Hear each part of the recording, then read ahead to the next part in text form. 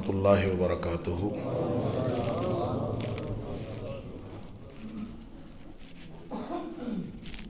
الحمد للہ وکفا وسلام علی عبادہ الذین اصطفیٰ۔ اشہد ان لا الہ الا اللہ وحدہ لا شریک لہ واشہد ان محمدا عبدہ ورسولہ صلی اللہ علیہ وآلہ وسلم۔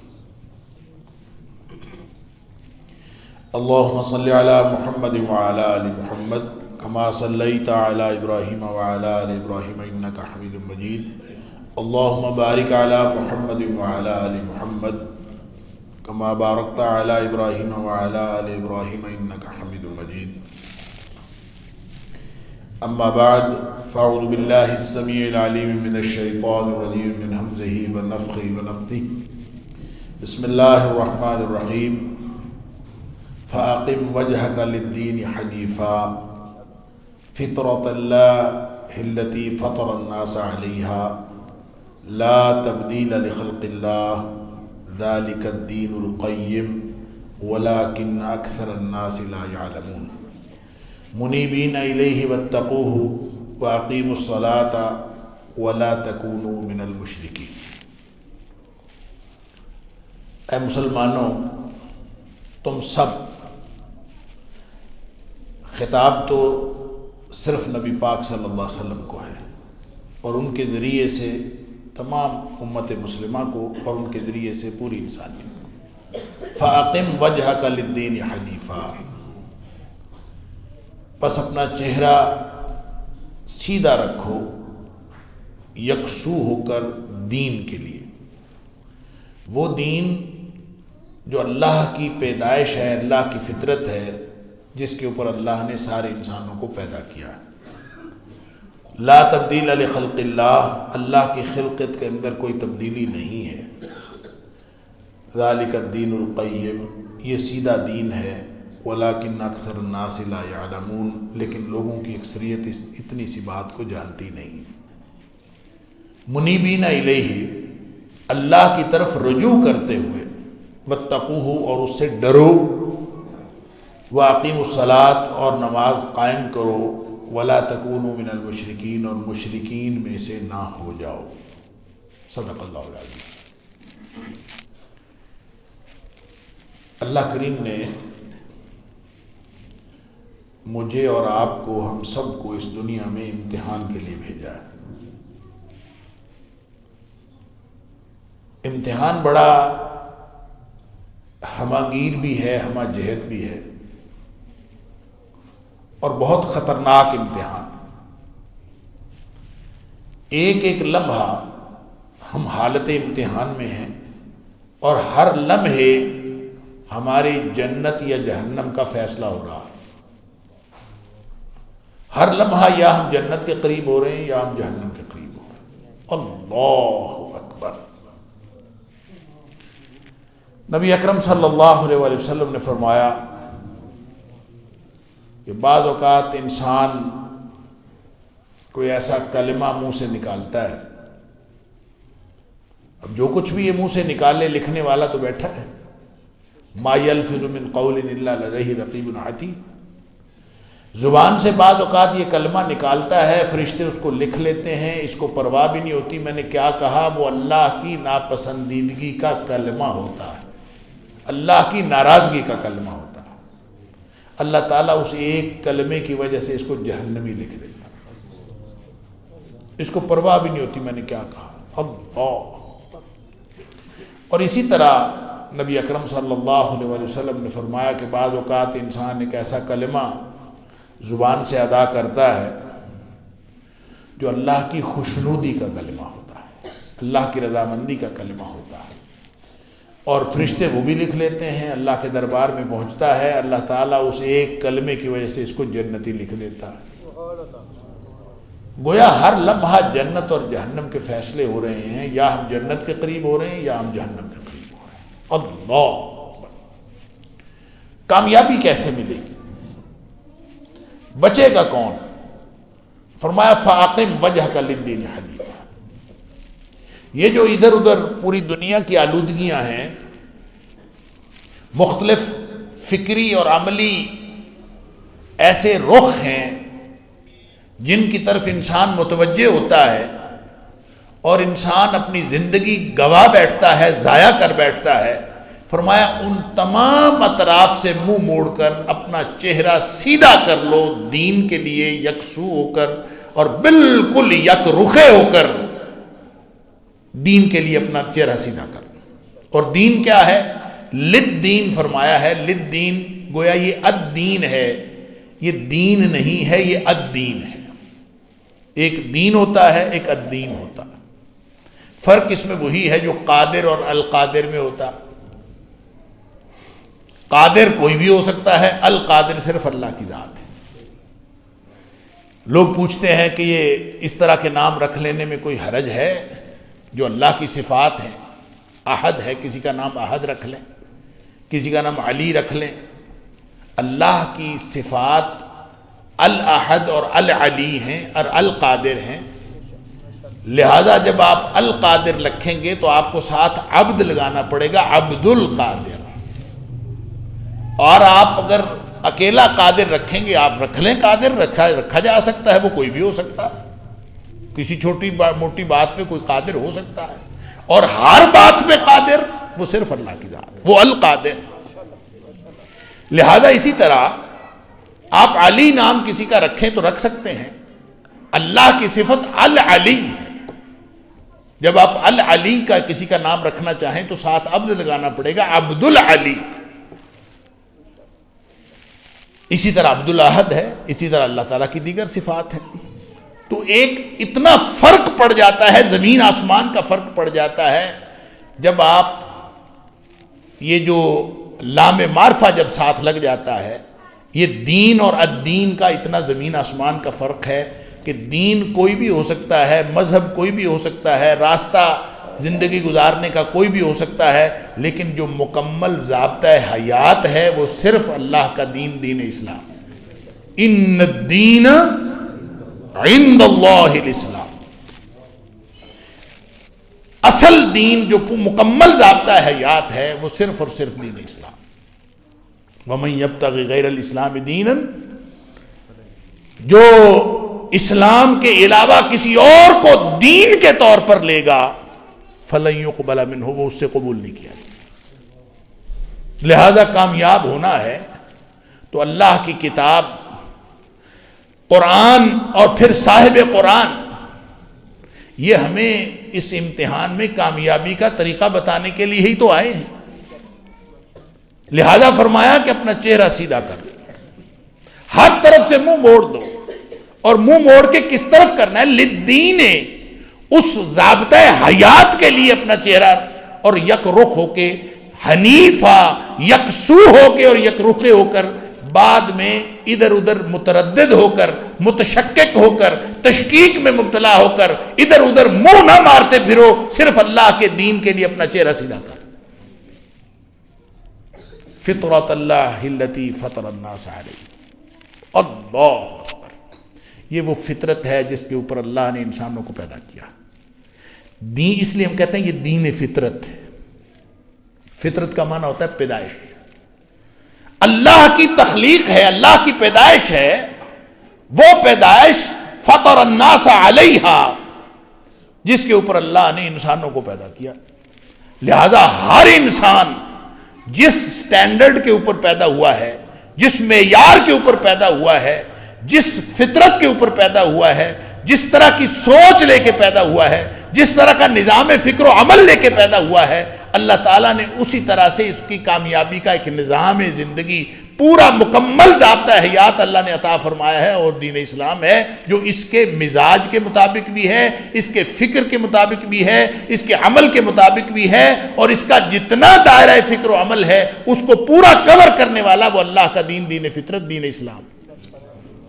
فطرت اللہ التی فطر الناس علیہ، ایک سٹینڈرڈ، اس کے اوپر اللہ نے صرف مسلمانوں کو نہیں پیدا کیا، فطر الناس علیہ، سارے انسان اللہ نے اس فطرت پہ پیدا کیا۔ اللہ، اس کا مطلب یہ ہوا کہ جو کفار کے گھر پیدا ہوگا بچہ وہ بھی فطرت پہ پیدا ہوا ہے، یہ ایک فطرت ہے، ایک سٹینڈرڈ ہے۔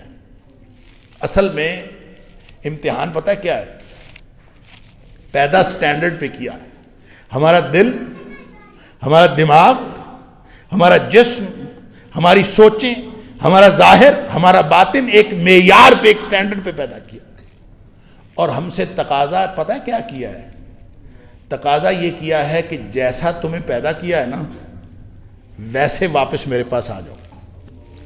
بس اس کو آلودہ نہیں کرنا، ادھر ادھر منہ مار کے اور برائیاں کر کے، گناہ کر کے اور مختلف قسم کے نظام ہائے فکر و عمل کی طرف اپنی توجہ کر کے اپنے دل اور دماغ کو خراب نہیں کرنا. جیسا دل، جیسا دماغ، جیسے ظاہر باطن میں نے تیرا بنایا تھا تو اس کو لے کر میرے پاس واپس آ جا. تیری کامیابی کے لیے یہی کافی ہے.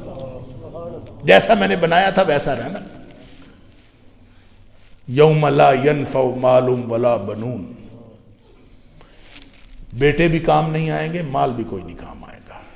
دنیا میں طاقت انسان حاصل کرتا ہے تو یہ دو طرح کی طاقت اس کو دنیا کی سب سے بڑی طاقت سمجھتا ہے، بیٹے اور مال.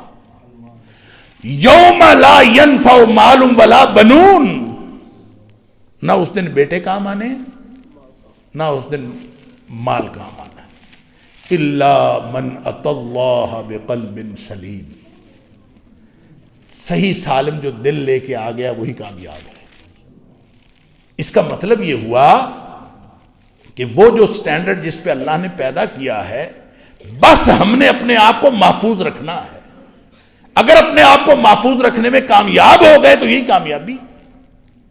اس لیے فرمایا کہ جو نبی پاک صلی اللہ علیہ وآلہ وسلم نے فرمایا ما من مولود الا یولد علی الفطرہ، ہر پیدا ہونے والا بچہ جو ہے اسی سٹینڈرڈ پہ پیدا ہوتا ہے. اور وہ فطرت کیا ہے؟ وہ دین اسلام ہے، وہ توحید ہے، وہ اللہ کی پہچان ہے، وہ اللہ کی معرفت ہے. ہر شخص کے اندر، اس کی فطرت کے اندر عبدیت رب شامل ہے. عبدیت رب ہر شخص کی فطرت میں شامل ہے. سورہ اعراف میں فرمایا تھا نا کہ ابتدائے آفرینش اللہ نے جب ساری ارواح کو پیدا کیا تو اللہ تعالیٰ نے فرمایا الستو بربکم، کیا میں تمہارا رب نہیں ہوں؟ یہ فطرت بنائی جا رہی ہے. قالوا بلا، سب نے کہا کہ اللہ تو ہی ہمارا رب ہے. تو اس کا مطلب یہ ہے کہ عبدیت رب، اس کا وعدہ اللہ نے ابتدائے آفرینش لے لیا تھا، لیکن یاد کس کس کو ہے؟ وہ جو وعدہ لیا تھا اللہ نے کس کس کو یاد ہے؟ ہم میں سے تو کسی کو یاد نہیں. ہماری یادداشت سے یہ وعدہ محو کر دیا گیا. یادداشت میں کسی کے نہیں ہے.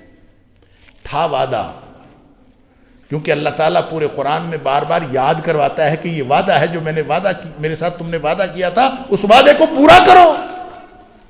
اور وعدہ ہوتا ہے بقائمی ہوش و حواس.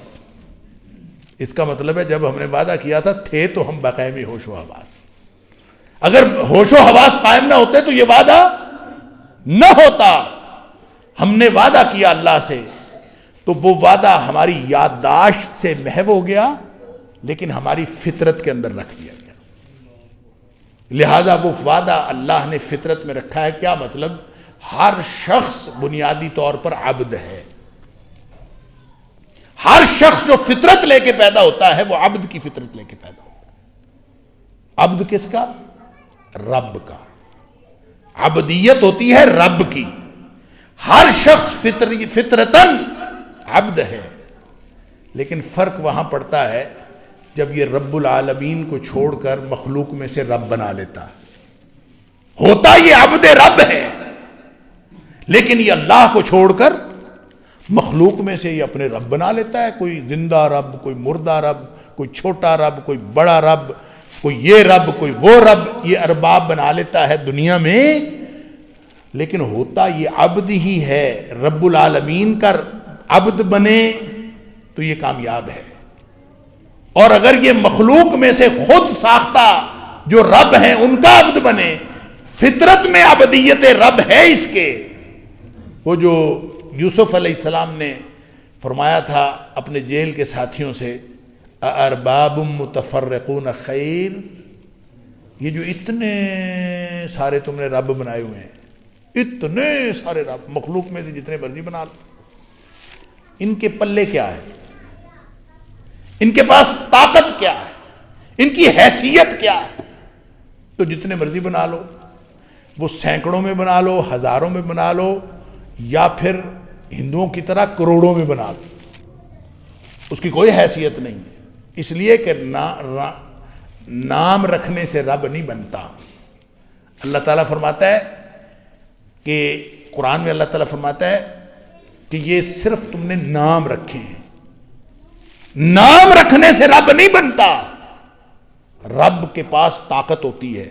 فرمایا ارباب متفرقون خیر ام اللہ الواحد القہار، یہ جو اتنے سارے بے وقت، بے حیثیت اور بالکل جن کی کوئی طاقت نہیں ہے، وہ 0+0+0 جتنے مرضی آپ بنا لیں دنیا کائنات کے، آپ ہزاروں بنائیں، لاکھوں بنائیں، کروڑوں بنائیں، ان کی کوئی حیثیت نہیں۔ ام اللہ الواحد القہار، یا اکیلا ہو اور زبردست طاقت والا ہو وہ بہتر ہے، یا اتنے سارے یہ بودے رب؟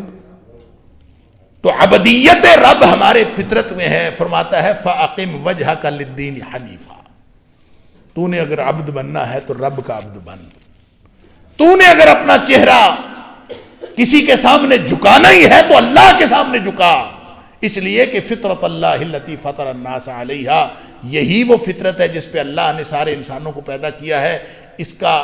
اس کے مسئلے حل ہوتے ہیں تو اسلام سے حل ہوتے ہیں۔ آپ پوری دنیا کا ایک ٹیسٹ رکھ لیں، ایک پروجیکٹ بنا لیں، پوری دنیا کے لوگوں کو اکٹھا کر لیں، پوری دنیا کے مذاہب کو اکٹھا کر لیں، ان مذاہب کے سارے نظریات اکٹھے کر لیں، اور اکٹھے کر کے ساری دنیا کے مسائل اکٹھے کر لیں، اور مسائل کی فہرست الگ بنا لیں، پھر دیکھیں کہ دنیا کا کون سا مذہب ہے جو انسانوں کے سارے مسائل حل کرنے کی طاقت رکھتا۔ ایک ایک مسئلہ اٹھاتے جائیں، ہر مذہب پہ پیش کرتے جائیں، اور آپ کو سمجھ آئے گی کہ دنیا میں واحد اللہ کا دین اسلام ہے جو انسانوں کے مسائل حل کرنے کی طاقت رکھتا ہے۔ فطرت اللہ التی فطر الناس علیہا۔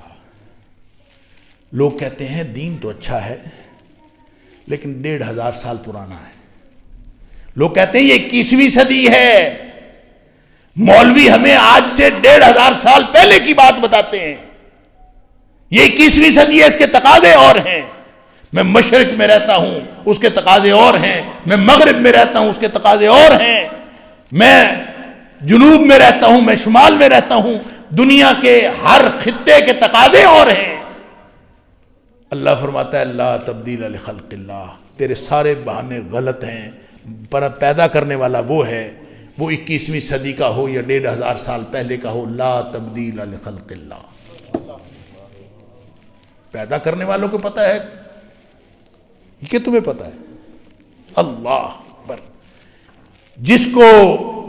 جس نے پیدا کیا ہے کیا وہ نہیں جانتا؟ اللہ اکبر، وہو اللطیف الخبیر، وہ پھر ہے بھی بڑا باریک بین اور خبر رکھنے والا۔ اور جس نے پیدا کیا ہے الا یعلم من خلق، جس نے پیدا کیا ہے کیا وہ نہیں جانتا؟ اسی کو تو پتا ہے ہر بات کا۔ فرمایا لا تبدیل لخلق اللہ، مشرق کا ہو، مغرب کا ہو، امریکہ کا ہو، یورپ کا ہو، کینیڈا کا ہو، پاکستان کا ہو، 21ویں صدی کا ہو یا اس کے بعد آنے والی صدیوں کا ہو، لا تبدیل لخلق اللہ۔ پیدا کرنے والے نے ایک خاص سٹینڈرڈ پہ انسانوں کو پیدا کیا ہے، وہ اسی سٹینڈرڈ پہ ہی پیدا کرتا ہے۔ براٹ اپ ہے، ماحول ہے جو خراب کرتا ہے۔ ما من مولود الا یولد علی الفطرہ، ہر پیدا ہونے والا بچہ فطرت اور سٹینڈرڈ پہ پیدا ہوتا ہے۔ فابواہ یحودانہ او ینصرانہ او یمجسانہ، والدین ہیں، ماحول ہے جو کسی کو یہودی بنا دیتا ہے، کسی کو عیسائی بنا دیتا ہے، کسی کو مجوسی بنا دیتا ہے۔ جو ماحول سے بچ گیا وہ کامیاب ہو گیا۔ الا من اتى اللہ بقلب سلیم، صحیح سالم دل لے کے آ گیا، فرمایا وہ کامیاب۔ ماحول سے اپنے دل کو بچاؤ، بچے گا کیسے؟ فرمایا لا تبدیل لخلق اللہ۔ بات سمجھتے جائیے گا، میں اگلی آیت کے ساتھ اس کو جوڑ کے انشاءاللہ اپنی بات کو اختتام کی طرف لے جاؤں گا۔ فرمایا ذالک الدین القیم، یہ سیدھا سا دین ہے، کوئی توپ سائنس نہیں ہے، سادہ سی بات، ہر پڑھے لکھے ہر ان پڑھ کی سمجھ میں آنے والی بات. ذالک الدین القیم، کیا؟ اپنے آپ کو سبمٹ کر دو اپنے اللہ کے سامنے. سیاںا بننے کی ضرورت کیا ہے؟ جو سیانے بنتے ہیں وہ سارے کام ان کے ہو جاتے ہیں. ہم سیانے بن کے ہم نے لے کیا لیا؟ ہم نے کر کیا لیا؟ ہم گھر سے صبح نکلتے ہیں سیانے بن کے کہ میں یہ بھی کر لوں گا، میں یہ بھی کر لوں گا. 10 کام لے کے نکلتے ہیں، ہو جاتے ہیں. تو جب 10 کام لے کے کوئی بھی کام کوئی ہو جاتا ہے، کوئی نہیں ہوتا، تو کیا خیال ہے کیوں نہ اپنے آپ کو اس کے سپرد کر دیں جس کے ہاتھ میں کاموں کے نتائج ہیں؟ اس کے سپرد کر دیں تو مسئلہ حل ہو جائے گا. یہ ہے سادہ سا دین. ذالک الدین القیم. تو سائنس کوئی نہیں ہے، اپنے آپ کو سبمٹ اپنے اللہ کے سپرد کر دو، بس اتنی سائنس ہے. جس نے کامیاب ہونا ہے وہ اپنے آپ کو اپنے اللہ کے سپرد کر. ذالک الدین القیم، یہ سیدھا دین ہے. ولکن اکثر الناس لا یعلمون، لوگوں کی اکثریت کو یہ پتہ ہی نہیں ہے. یہ اتنا سادہ سا اور سیدھا سا دین ہے کہ میں اپنے آپ کو اپنے اللہ کے سبمٹ کر دوں. اللہ کے سامنے سبمٹ کرنے کا کیا مطلب ہے؟ کہ میں ایک اللہ کو ایک بھی مان لوں اور اس اکیلے کی مان لوں، اس کو اکیلے کو بھی مان لوں، اس اکیلے کی بھی مان لوں. یہ توحید ہے. اور میں اگر اپنے اللہ کو مان لوں اور اس کی مان لوں تو یہ ایک اس کے سامنے میں اپنے آپ کو سبمٹ کر دوں تو یہ وہ باٹم لائن، یہ وہ سیدھا دین ہے کہ میری کامیابی یہاں سے شروع ہوتی.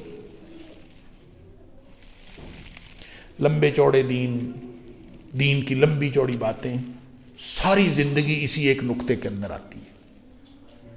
حضرت معاذ بن جبل رضی اللہ تعالیٰ عنہ نبی اکرم صلی اللہ علیہ وسلم کے ساتھ سواری کرنے کا موقع ملا. نبی کریم صلی اللہ علیہ وسلم پوچھتے ہیں، یا معاذ اتدری ما حق اللہ علی العباد وما حق العباد علی اللہ؟ معاذ تمہیں پتہ ہے کہ اللہ کا بندوں پر کیا حق ہے اور بندوں کا اللہ پر کیا حق ہے؟ معاذ رضی اللہ تعالیٰ عنہ فرماتے ہیں، اللہ و رسولہ عالم، یا اللہ کو معلوم ہے یا اللہ کے رسول صلی اللہ علیہ وسلم کو معلوم ہے، مجھے تو معلوم نہیں. فرمایا سن لو، باٹم لائن، زندگی کا سادہ فلسفہ، کوئی پیچیدگی نہیں، کوئی لمبی چوڑی توپ سائنس نہیں. کیا؟ حق اللہ علی العباد، اللہ کا بندوں پر حق ہے، ان یعبدوہ ولا یشرکوا بہ شیئا. سادہ سی بات ہے، اللہ کے بندے بن جاؤ اور اس کے ساتھ کسی کو شریک نہ ٹھہراؤ. یہ اللہ کا حق ہے. اس کی وجہ یہ ہے کہ خالق کا حق ہوتا ہے کہ اس کی بندگی کی جائے، مخلوق کا فرض ہوتا ہے کہ وہ خالق کی بندگی کرے. تو دنیا میں اللہ کے علاوہ کوئی اور خالق ہے؟ کوئی اور خالق ہوتا تو بندگی کسی اور کے بھی لائق ہو جاتی. اللہ تعالیٰ قرآن میں بار بار یہی تو پوچھتا ہے، ارونی ماذا خلقوا، یہ جن کو تم نے خدا بنایا ہے، رب بنایا ہے، مجھے دکھاؤ انہوں نے کیا پیدا کیا ہے. اگر انہوں نے کچھ پیدا کیا ہوتا پھر وہ سورہ حج میں تو جا کے اللہ کریم نے مثال دے کے کمال فرما دیا. سبحان اللہ. فرمایا کہ یہ جو دنیا والے ہیں، یہ سائنس والے، یہ روحانی علم والے، یہ جسمانی علم والے، یہ انسانی علم والے، یہ جتنے علوم والے ہیں سارے اکٹھے ہو جائیں، جتنے دنیا میں طاقت والے اپنے آپ کو طاقت والے کہتے ہیں سارے اکٹھے ہو جائیں، لن يخلقوا ذبابا ولو اجتمعوا له، یہ سارے اکٹھے ہو کے ایک مکھی نہیں بنا سکتے. تو جو مکھی نہیں بنا سکتا وہ بندگی کے لائق کیسے ہو سکتا؟ بندگی کے لائق وہ ہوگا جو خالق ہے. فتبارک اللہ احسن الخالقین، جو پیدا کرنے والا ہے وہ بندگی کے لائق ہوگا. فرمایا سارے اکٹھے ہو جائیں، یہ ایک مکھی نہیں پیدا کر سکتے، پھر مکھی پیدا کرنی تو دور کی بات ہے. سبحان اللہ. فرمایا وَإِن يَسْلُبْهُمُ الذُّبَابُ شَيْئًا، اگر مکھی ان سے کوئی چیز چھین کے لے جائے، لا يَسْتَنْقِذُوهُ مِنْهُ، یہ اس سے یعنی وہ کوئی چیز اٹھا کے لے جائے، یہ اس سے واپس نہیں لے سکتے، کھانا اٹھا کے لے جائے۔ میں ایک دن یہ بات کر رہا تھا تو ہمارے وہاں یونیورسٹی میں سائنس کے ٹیچر ہیں، کیمیکل ٹیکنالوجی کے، وہ میرے پاس ایک تحقیق لے کے آئے مکھی کے اوپر۔ سبحان اللہ، پیدا کرنے والا ہے نا، الا یعلم من خلق، جس نے پیدا کیا ہے وہ نہیں جانتا، وہی تو جانتا ہے۔ اور اس نے مکھی کی مثال کیوں دی، اور مکھی کا سے کھانا چھیننے کا چیلنج کیوں دیا؟ اللہ اکبر۔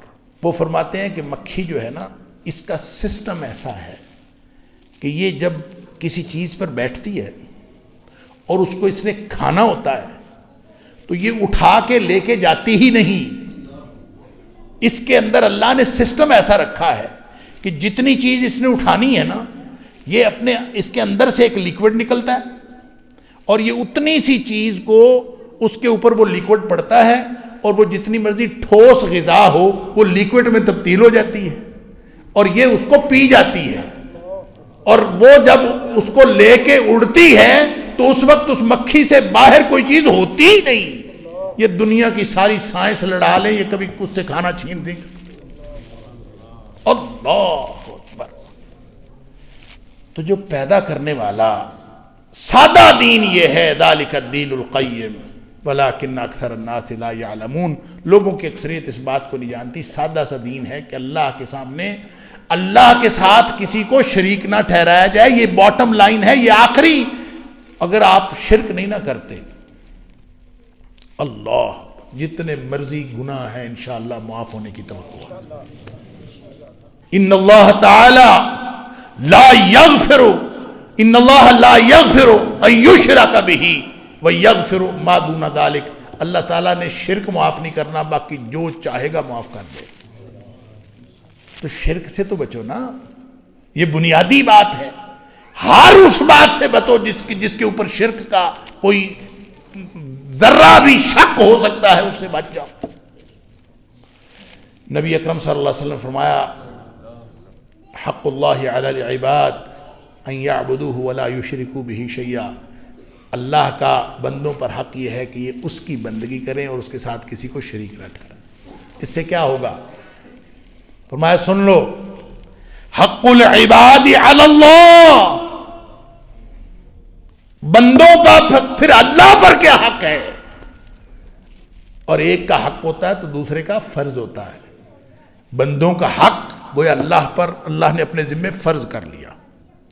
حق العباد علی اللہ اللہ یعذب من لا یشرک بہ شیئا، جو اللہ کے ساتھ شریک نہیں نا کسی کو ٹھہراتا، اس کا حق ہو جاتا ہے اللہ پر کہ اللہ اس کو عذاب نہ دے۔ اللہ یعذب من لا یشرک بہ شیئا، کہ جس نے شرک نہیں کیا اس کا حق ہے اللہ پر کہ اس کو عذاب نہ ہو۔ سبحان اللہ۔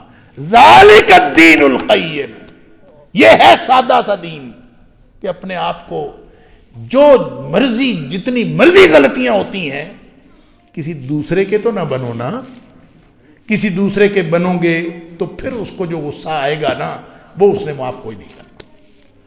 اس کے بنو، شرک نہ کرو، اس کے بن جاؤ۔ ذالک الدین القیم ولکن اکثر الناس لا یعلمون۔ فرمایا تھا فاقم وجہک للدین حنیفا، اپنا چہرہ سیدھا کرو اس دین کی طرف یکسو ہو کر۔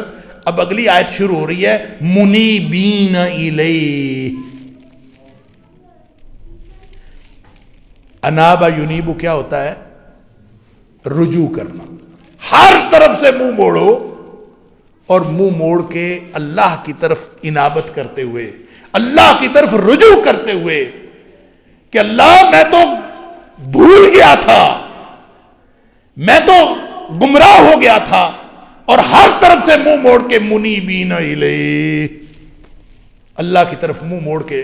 یہ منہ موڑنا جو ہے نا یہ ایک سادہ اور یہ 1 پوائنٹ ایجنڈا ہے، سادہ اور 1 پوائنٹ ایجنڈا۔ اس کو سورہ زمر میں بھی پڑھ لیجئے۔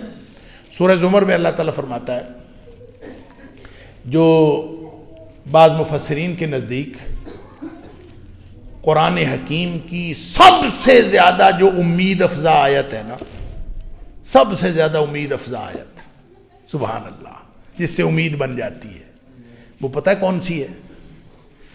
قل یا عبادی الذین اسرفوا علی انفسہم، اے حبیب صلی اللہ علیہ وسلم میرے بندوں سے کہہ دیجئے جنہوں نے اپنی جانوں پر ظلم کیا ہے، زیادتیاں کر بیٹھے ہیں، پتہ نہیں کہاں کہاں دھکے کھا بیٹھے ہیں، ان سب سے کہہ دو لا تقنطوا من رحمت اللہ، اللہ کی رحمت سے مایوس نہیں ہونا۔ کیوں مایوس نہیں ہونا؟ اس لیے مایوس نہیں ہونا، ان اللہ یغفر الذنوب جمیعا، وہ سارے کے سارے گناہ معاف کر دے گا۔ کیوں معاف کر دے گا؟ انہ هو الغفور الرحیم، اس لیے معاف کر دے گا کہ وہ ہے ہی بہت بخشنے والا اور ہمیشہ رحم کرنے والا۔ تو کیا کرنے سے معاف کرے گا گناہ؟ فرمایا وَأَنِيبُوا إِلَىٰ رَبِّكُمْ وَأَسْلِمُوا لَهُ، جھک پڑو اپنے اللہ کی طرف، وَأَسْلِمُوا لَهُ، اور اپنا آپ اس کے سپرد کر دو۔ بس یہ واحد ایک بات ہے، ہر طرف سے منہ موڑو، ایک اللہ کے ہو جاؤ، اس کے بعد معاملہ اللہ کا ہے۔ من کان للہ، نبی اکرم صلی اللہ علیہ وسلم فرماتے ہیں من کان للہ کان اللہ لہو، جو بندہ اللہ کا ہو جاتا ہے اللہ اس کا ہو جاتا ہے، بات ختم۔ اس سے سادہ دین بھی ہو سکتا ہے؟ ذالک الدین القیم ولکن اکثر الناس لا یعلمون۔ کرنا کیا ہے؟ فرمایا کرنا یہ ہے کہ منیبین الیہ، اس کی طرف جھکاؤ، ہر طرف سے منہ موڑو، اللہ کی طرف جھک پڑو۔ واتقوہ، اور زندگی کا 1 پوائنٹ ایجنڈا بنا لو، کیا؟ کہ میں نے ہر اس کام سے بچنا ہے جو اللہ کی ناراضگی کا باعث بن سکتا ہے، اور ہر وہ کام ضرور کرنا ہے جو اللہ کی خوشنودی کا باعث بن سکتا ہے۔ جس نے زندگی کا اپنا اسلوب یہ طے کر لیا، زندگی کا ایجنڈا یہ طے کر لیا، وہ متقی بن گیا۔ یہ تقوی کا معنی یہ ہے کہ ہر وقت اس فکر میں رہنا کہ اللہ مجھ سے کوئی چھوٹے سے چھوٹا کام سرزد نہ ہو جائے جو تیری ناراضگی کا باعث بن سکتا ہے، اور اللہ کوئی چھوٹے سے چھوٹا کام ہونے سے رہ نہ جائے جو تیری خوشنودی کا باعث بن سکتا ہے۔ یہ تقوی ہے۔ فرمایا واتقوا، ڈرو اس سے، یہ زندگی اس نہج پر قائم کر لو۔ اور اس کے بعد پہلا کام کیا کرنا پڑے گا؟ طے کر لیا، نظام فکر سیدھا ہو گیا۔ ذالک الدین القیم، اللہ کی طرف سبمیشن ہو گئی، شرک چھوڑ دیا اور سیدھا ہو گیا، اللہ کی طرف رخ کر لیا، باطن درست ہو گیا، دل ٹھیک کر لیا، دماغ درست کر لیا۔ پہلا عمل کیا ہے؟ کام کیا کرنا ہے؟ فرمایا وَأَقِیمُوا الصَّلَاةَ، سب سے پہلا جو عملی فریضہ تمہارے اوپر جو عائد ہوتا ہے وہ ہے نماز قائم کرو۔ وَأَقِیمُوا الصَّلَاةَ، صلاۃ کو قائم کرو۔ کیوں؟ اس لیے کہ پہلا عملی تقاضا جو ہے وہ نماز، یہ پہلا عملی تقاضا ہے۔ وَلَا تَكُونُوا مِنَ الْمُشْرِكِينَ، اگر یہ عملی تقاضا پورا کر لو گے تو شرک سے بچے ہوئے قرار پاؤ گے، اگر یہ عملی تقاضا پورے نہیں کرو گے تو وَلَا تَكُونُوا مِنَ الْمُشْرِكِينَ، پھر تم شرک میں مبتلا تصور کیے جاؤ۔ ہر وہ شخص جو نماز پڑھتا ہے، یہ باٹم لائن ہے اسلام کی، باٹم لائن، آخری درجہ۔ میں نے عبدیت کی بات کی ہے نا، اللہ کی غلامی، یہ 5 وقت کی نماز اللہ کے غلاموں کا رجسٹر حاضری ہے، حاضری لگتی ہے، کون کون ہے کون کون نہیں ہے، اللہ کے غلاموں کا رجسٹر حاضری ہے۔ اگر حاضری لگ رہی ہے تو غلامی قائم ہے، عبدیت قائم ہے، سبمیشن قائم ہے، اللہ کا ہے۔ حاضری لگ رہی ہے نہیں ہے؟ اس لیے فرمایا اگر یہ چھوڑ دیا، نماز بھی چھوڑ دی، تو پھر یہ اللہ کا نہیں رہا۔ اگر نماز چھوڑ دی پھر یہ اللہ کا نہیں رہا، یہ بنیادی تقاضا تھا۔ 5 وقت حاضری لگ رہی ہے تو اللہ کا ہے، نہیں لگ رہی تو اللہ کی غلامی سے نکل گیا۔ اس لیے فرمایا بین العبد والکفر ترک الصلاۃ، یہ نہیں فرمایا بین الاسلام والکفر ترک الصلاۃ، اسلام اور کفر کے درمیان نماز کا چھوڑنا ہے، یہ نہیں فرمایا، فرمایا بین العبد والکفر ترک الصلاۃ۔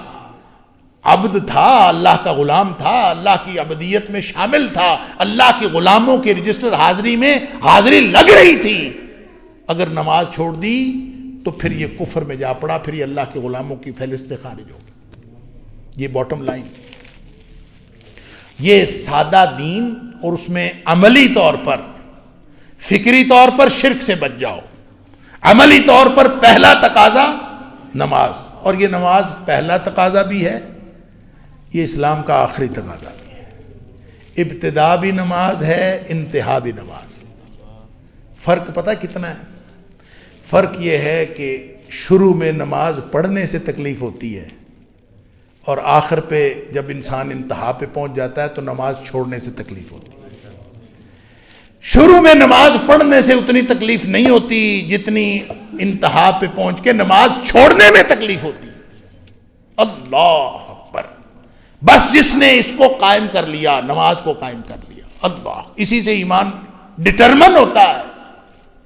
نبی اکرم صلی اللہ علیہ وسلم نے فرمایا جس کو 5 وقت مسجد میں آتا جاتا دیکھو، اذا رأیتم احدکم یعتاد المسجد یا یتعاہد المسجد، جس شخص کو 5 وقت مسجد میں آتا جاتا دیکھو، مسجد کے لیے دوڑ دھوپ کرتا دیکھو، فرمایا فشہدوا لہ بالایمان، اس کے ایمان کی گواہی دے دو، کیونکہ معیار یہ ہے، یہ سٹینڈرڈ یہ ہے، 5 وقت نماز تو پڑھتا ہو، اس لیے کہ اللہ نے یہ باٹم لائن رکھ دی، یہ انسان کے لیے پیوریفیکیشن کا ایک نظام رکھ دیا، ایک انسان کی تطہیر کا ایک عمل تطہیر رکھ دیا کہ یہ تاکہ یہ 5 وقت نماز پڑھتا رہے، جتنے گناہ اس سے سرزد ہوتے ہیں، اس کی نگاہیں، اس کی سماعتیں، اس کی زبان، اس کے جتنے بھی ارکان ہیں، جتنی اس کی صلاحیتیں ہیں، جتنے اس سے گناہ سرزد ہوتے ہیں، اللہ کا بندہ بن گیا، باٹم لائن پوری کر لی، شرک سے بچ گیا،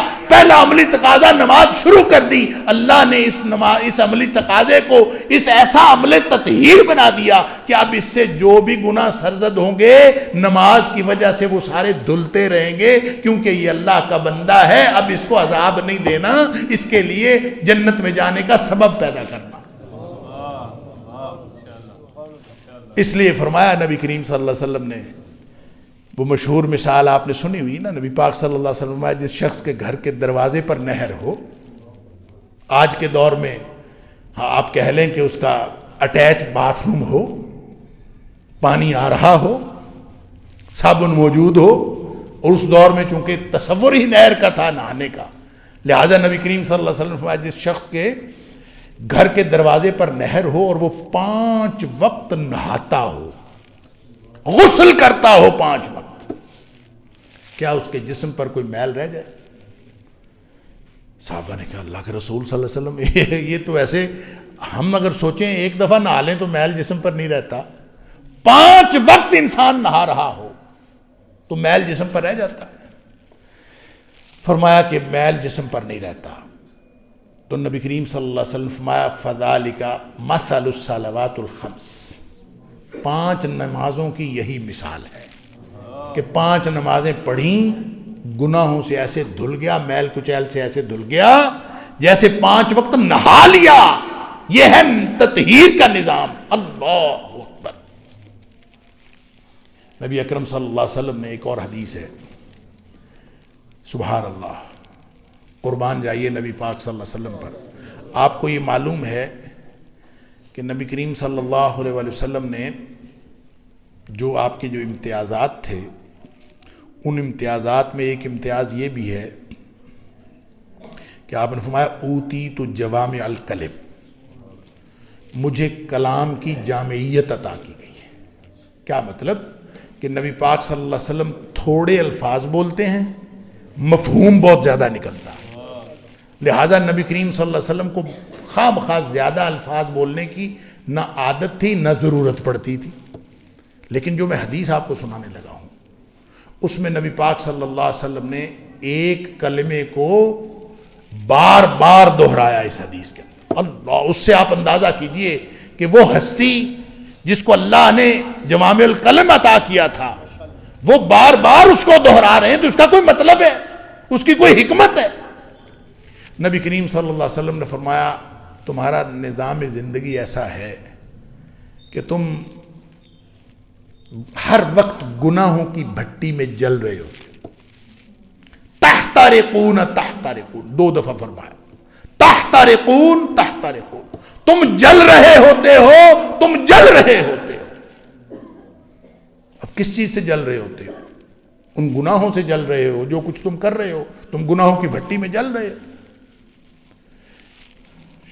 پھر فرمایا حتی اذا صلیتم الفجر، یہاں تک کہ تم فجر کی نماز پڑھ لیتے ہو، غسلتھا، وہ فجر کی نماز ان سارے گناہوں کو مٹا دیتی ہے، دھو ڈالتی چاہ۔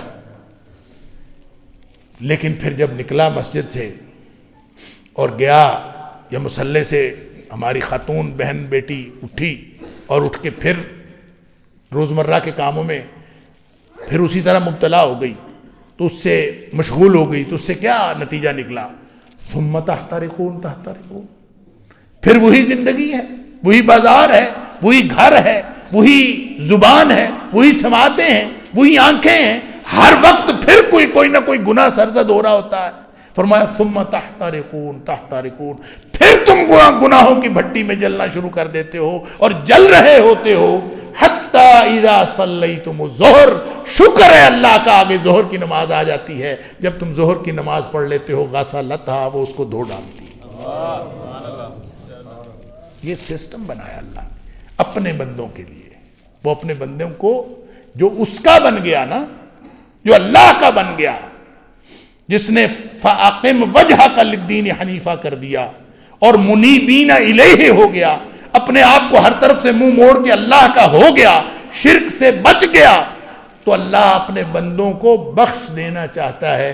اس لیے فرمایا ظہر کی نماز پڑھی غسلتھا، اللہ نے اس کے سارے گناہ مٹا دیے۔ جب اس طرح کی حدیثوں میں گناہ مٹانے کی بات ہوتی ہے تو اس سے مراد صغیرہ گناہ ہوتے ہیں جو ہر وقت ہو رہے ہوتے ہیں، جو کبیرہ گناہ ہے توبہ کے بغیر معاف نہیں ہوتا، لہذا فرمایا غسلتھا، گناہ معاف۔ لیکن ظہر پڑھ کے باہر نکلا، پھر کہاں گیا؟ پھر وہی دنیا۔ ثم تحترقون تحترقون، نبی پاک صلی اللہ علیہ وسلم، میں یہی بات عرض کر رہا تھا، وہ ہستی جس کو اللہ نے جوامع الکلم عطا فرمایا تھا، اب 5 نمازیں ہیں اور نبی کریم صلی اللہ علیہ وسلم نے اس حدیث میں 10 مرتبہ تحترقون تحترقون فرمایا۔ اللہ، اندازہ کر لیجئے ہماری زندگی کیا ہے اور اس کا انالیسس جو نبی پاک صلی اللہ علیہ وسلم نے فرمایا وہ کیا ہے۔ ثم تحترقون تحترقون، پھر تم اسی طرح جا کے گناہوں کی بھٹی میں جل رہے ہوتے ہو، حتی اذا صلیتم العصر، تم یہاں تک کہ تم عصر کی نماز پڑھتے ہو غسلتھا، وہ اس کو دھو ڈالتے۔ سبحان اللہ، یہ 24 گھنٹے کا نظام ہے۔ لوگ کہتے ہیں کہ ایک ہی دفعہ 5 نمازیں اگر پڑھ لیں، میرے پاس ایک بندہ آیا پڑھا لکھا، سو کالڈ پڑھا لکھا، وہ کہتا ہے کہ اگر رات کو ایک ہی دفعہ 5 نمازیں پڑھ لیں تو کیا حرج ہے، یہ وقت چھوڑ کے جو ہے نمازیں کیوں ہیں؟ اللہ اکبر، اللہ تعالیٰ نے تو نمازیں وقت کے ساتھ فرض کی ہیں، یہ وقت کے ساتھ اس لیے فرض کی ہیں، وہ جانتا ہے کہ یہ گناہ زیادہ کس وقت کرتا ہے اور کس وقت اس سے گناہ سرزد ہوتے ہیں اور کیسے کیسے اس کی پیوریفیکیشن کرنی ہے، اس کی تطہیر کرنی ہے۔ ظہر کی نماز پڑھی، عصر کی نماز پڑھی، عصر کی نماز پڑھ کے فرمایا ثم تحترقون تحترقون، پھر تم اسی طرح جا کے پھر گناہوں کی بھٹی میں جل رہے ہوتے ہو، حتی اذا صلیتم المغرب، مغرب کی نماز پڑھی، شکر ہے غسلتھا، اس نے پھر دھو ڈالا۔ ثم تحترقون تحترقون، پھر وہی معاملہ، حتی اذا صلیتم العشاء، یہاں تک کہ تم نے عشاء کی نماز پڑھ لی، سبحان اللہ، غسلتھا، اس کو دھو ڈال۔ اب عشاء کے بعد یہ نہیں فرمایا ثم تحترقون تحترقون، سبحان اللہ، فرمایا عشاء کے بعد فرمایا ثم تنامون، پھر تم سو جاتے ہو، فلا یکتب علیکم، پھر تمہارے اوپر کوئی چیز لکھی نہیں جاتی، وہ تحترقون تحترقون ختم ہو گیا، رک گیا اس لیے کہ رفع الاقلام عن ثلاث، نبی پاک صلی اللہ علیہ وسلم نے فرمایا 3 قسم کے لوگوں سے قلم اٹھا لیا جاتا ہے، الصبی والمجنون والنائم، بچہ جو بے سمجھ بچہ ہے اس کے بارے میں کچھ نہیں لکھا جاتا، اور مجنون جس کا دماغ چل گیا ہے اس کے بارے میں بھی کچھ نہیں لکھا جاتا، اور جو سو گیا اس کے بارے میں بھی کچھ نہیں لکھا جاتا۔ فرمایا ثم تنامون فلا یکتب علیکم، تمہارے اوپر کچھ بھی نہیں لکھا جاتا، سو گئے۔ تو جو نہیں سوئے عشاء کے بعد ان کے بارے میں کیا خیال ہے؟ نماز پڑھ لی 7:30 بجے اور جاگتے رہے رات 2 بجے تک، 12 بجے تک، 1 بجے تک، تو یہ پھر نماز پڑھنے کے بعد 12-1 بجے تک کیا ہوا ہے؟ یہ تحت رکون نہیں ہوا، وہی ہوا ہے نا جو تو تنامون ہو گیا، جو سو گئے وہ بچ گئے۔ اسی لیے نبی پاک صلی اللہ علیہ وسلم عشاء کے بعد سو جائیں، عشاء سے پہلے سونا منع کیا ہے، عشاء کے بعد باتیں کرنی منع کی ہیں۔ اللہ اکبر۔ تو ہم جو نماز عشاء کی پڑھ کے پھر لگے رہتے ہیں، اللہ کرے صرف باتیں ہی کرتے ہوں، ہم تو اللہ کی حرمتوں کو بھی پامال کرتے ہیں۔ اکیلے تنہائیوں میں بیٹھ کے ہم اللہ کی حرمتیں پامال کر رہے ہوتے ہیں، اور یہ تحت رکون کا عمل جاری ہوتا ہے، اور پھر ہم ٹانگیں چوڑی کر کے سو جاتے ہیں۔ اس سے بڑا بھی دنیا کائنات کا کوئی رزق ہوگا؟ اس سے بڑا بھی کوئی خطرہ ہوگا کہ جو اللہ نے نظام بنایا ہے ہم نے اس نظام کی خلاف ورزی کر لی؟ اور اگر سو گیا عشاء کی نماز پڑھ کے تو بچ گیا، اگر جاگ رہا ہے نا تو پھر وہ تحت رکون کا عمل جاری ہے۔ اگر اس سے بچنا ہے تو پھر کیا کرے؟ نبی اکرم صلی اللہ علیہ وسلم نے فرمایا، ابو ہریرہ رضی اللہ تعالیٰ عنہ سے آپ نے حکم دیا، ابو ہریرہ سونے سے پہلے کبھی وتر پڑھنا نہ بھولنا، سونے سے پہلے کبھی وتر پڑھنا نہ بھولنا۔ کیوں؟ یہ وتر جو ہے یہ عشاء کی نماز نہیں ہے، وتر اصل میں رات کی نماز ہے، یہ عشاء کی نماز کا حصہ نہیں ہے۔ جس نے فجر کے وقت اٹھنا ہو وہ اس کو پچھلی رات پڑھے، اور جس نے فجر کے وقت اٹھنے کا امکان نہ ہو، نبی پاک صلی اللہ علیہ وسلم نے فرمایا سونے سے پہلے پڑھ لے۔ اس سے کیا فرق ہوگا؟ اس سے یہ ہوگا کہ جو عشاء کے بعد باتیں کی ہیں نا، اور عشاء کے بعد جو تحت رکون ہوا ہے، اگر یہ سونے سے پہلے وتر پڑھ لے گا تو وہ غسلتھا کر کے پھر سوئے گا، اور اگر اس نے اس وقت کچھ بھی نہیں پڑھا ویسے ہی سو گیا ہے تو یہ تو دنیا کائنات کا بہت بڑا رزق اس نے لے لیا۔ اس لیے کہ موت اور نیند میں فرق کیا ہے؟ اللہم بسمک اموت واحیا، اللہ تیرے نام سے میں مر رہا ہوں، تیرے نام سے اٹھوں گا۔ بسمک ربی وضعت جنبی وبک ارفعہ ان امسکت نفسی فرحمها وان ارسلتها فاحفظها بما تحفظ به عبادک الصالحین۔ اللہ میں نے تیرے نام پر یہ پہلو رکھ دیا، اب پتہ نہیں اٹھنا ہے کہ نہیں اٹھنا۔ بسمک ربی وضعت جنبی وبک ارفعہ، اللہ تیرے نام کے ساتھ ہی اس کو میں اٹھاؤں گا اور میں اٹھوں گا، پتہ نہیں اٹھنا ہے کہ نہیں اٹھنا۔ ان امسکت نفسی، اللہ اگر تو اس کو روک ہی لے، اٹھنا دوبارہ نصیب ہی نہیں ہونا، فرحمہا، تو اس کے اوپر رحم کرنا، یہ جو مر رہا ہے تو اس کے اوپر رحم کرنا۔ وَإِنْ أَرْسَلْتَهَا، اور اس کو اگر اللہ تو نے چھوڑ دیا، صبح جاگ آ گئی، یہ تو اللہ کو پتا ہے جاگ آنی کہ نہیں آنی، اگر جاگ آ گئی صبح اٹھ گیا، ان ارسلتہا، اللہ کا اگر تو نے اس کو چھوڑ دیا، فاحفظھا بما تحفظ به عبادک الصالحین، اللہ پھر اس کی اسی طرح حفاظت کرنا جس طرح تو اپنے نیک بندوں کی حفاظت کرتا ہے۔ اللہ اپنے نیک بندوں کی حفاظت کرتا ہے۔ تو یہ 5 وقت کی جو نماز ہے یہ دراصل وہ بنیادی اور سب سے آخری درجہ ہے اسلام کا، اور نبی کریم صلی اللہ علیہ وسلم نے فرمایا دین نماز پڑھنے سے اوپر ہے سارا، نماز جس نے چھوڑ دی اس کے نیچے دین ہی کوئی نہیں، ختم۔ ایک حدیث سن لیجئے، اس کے بعد میں اپنی بات مکمل کرتا ہوں۔ نبی کریم صلی اللہ علیہ وسلم نے فرمایا لَتُنْقَذَنَّ عُرَى الْإِسْلَامِ عُرْوَةً عُرْوَةً، اسلام کی کڑیاں ایک ایک کر کے ٹوٹتی چلی جائیں گی۔ اللہ اکبر۔ فلما انتقضت عروہ، جب کوئی ایک کڑی ٹوٹے گی نا، تشبث الناس باللتی تلیہا، اوپر والی کڑی ٹوٹے گی تو لوگ اس سے نیچے والی کڑی کو پکڑ لیں گے۔ اب یوں سمجھ لیجیے کڑیاں جیسے یہ زنجیر ہوتی ہے تو اس کی کڑیاں ہوتی ہیں، تو اوپر والی کڑی ٹوٹی تو نیچے والی کو پکڑ لیا۔ اصل بات یہ ہے کڑی نہیں ٹوٹتی، کڑی لوگوں کے ہاتھوں سے چھوٹتی ہے۔ لَتُنْقَضَنَّ عُرَى الْإِسْلَامِ عُرْوَةً عُرْوَةً، اسلام کی کڑیاں لوگوں کے ہاتھوں سے ایک ایک کر کے چھوٹتی چلی جائیں گی۔ یعنی لوگوں سے اسلام پورا مکمل اسلام تھا، پھر ایک کڑی ٹوٹی، لوگوں نے نیچے والی پکڑ لی، چلے ہم بھی مسلمان ہیں اتنا ہی صحیح، اس سے وہ ٹوٹی، اس سے نیچے والی پکڑ لی، ہم بھی مسلمان ہیں۔ کرتے کرتے ہم نے کس کس بات پر کمپرومائز نہیں کیا اور کس کس بات کو دستبرداری نہیں کی۔ آپ دیکھیں تو صحیح کہاں سے ہم چلے تھے اور کہاں ہم آ گئے۔ اللہ اکبر۔ اور نبی کریم صلی اللہ علیہ وسلم نے فرمایا جو اولہن نقدن، جو سب سے پہلی کڑی ٹوٹے گی نا، اب اس سے سوچ لو دین کہاں ہے۔ فرمایا سب سے پہلی جو کڑی ٹوٹے گی الحکم، وہ یہ ہوگا کہ قانون، اللہ کا قانون کی بجائے غیر اللہ کا قانون آ جائے گا۔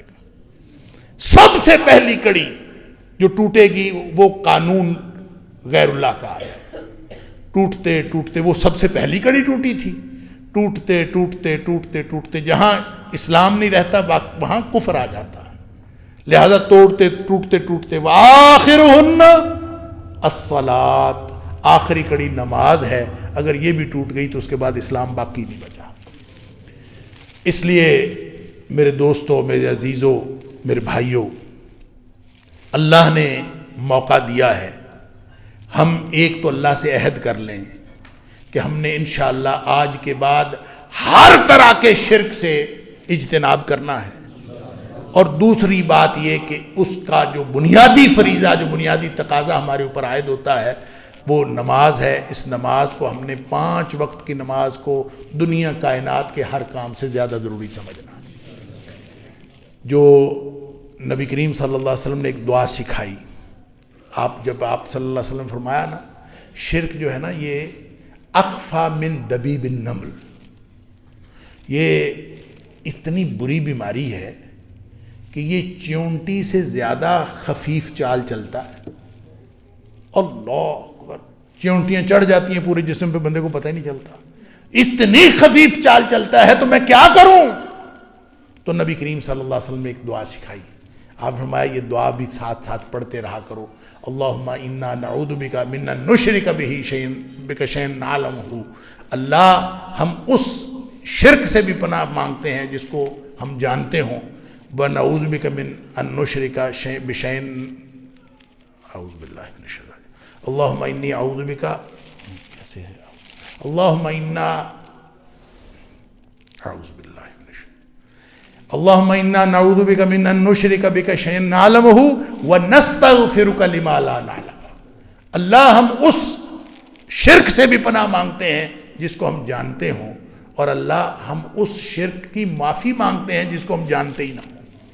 لہٰذا ساتھ ساتھ یہ دعا سیکھیں، یہ پڑھتے رہا کریں، تو ساتھ عملی طور پر شرک سے بچنے کی کوشش کرنی ہے، ساتھ اللہ سے دعائیں کرنی ہیں۔ اس کی وجہ یہ ہے کہ اللہ کی مدد کے بغیر شرک سے بچا نہیں جا سکتا۔ یہ جو ہم کہتے ہیں نا ایاک نعبد، اللہ صرف تیری ہی بندگی کرتے ہیں، وَإِيَّاكَ نَسْتَعِينُ، اور صرف تجھ سے مدد مانگتے ہیں، اس کا مطلب یہ ہے کہ اللہ تیری مدد نہ ہو تو ہم تیری بندگی بھی نہیں کر سکتے۔ اللہ کی مدد ہوگی تو اللہ کی بندگی ہوگی، تو اللہ کی بندگی بھی کرنی ہے، اللہ سے مدد مانگنی ہے، اپنے آپ کو مکمل سپرد کر دینا ہے اللہ کے۔ جب ہم کامل سپردگی کریں گے تو انشاءاللہ باقی ذمہ اللہ کا ہے۔ من کان للہ کان اللہ لہ، جو اللہ کا ہو جاتا ہے اللہ اس کا ہو جاتا ہے۔ اللہ تعالیٰ مجھے اور آپ کو، ہم سب کو سچا عبد بنائے، اور اللہ تعالیٰ ہمیں اپنی بندگی میں اس قدر کھرا اور خالص بنا لے کہ ہم دنیا میں بھی کامیاب ہو جائیں اور آخرت میں بھی کامیاب ہو جائیں۔ وآخر دعوانا الحمدللہ رب العالمین۔ یا رب لک الحمد کما ینبغی لجلال وجہک ولعظیم سلطانک۔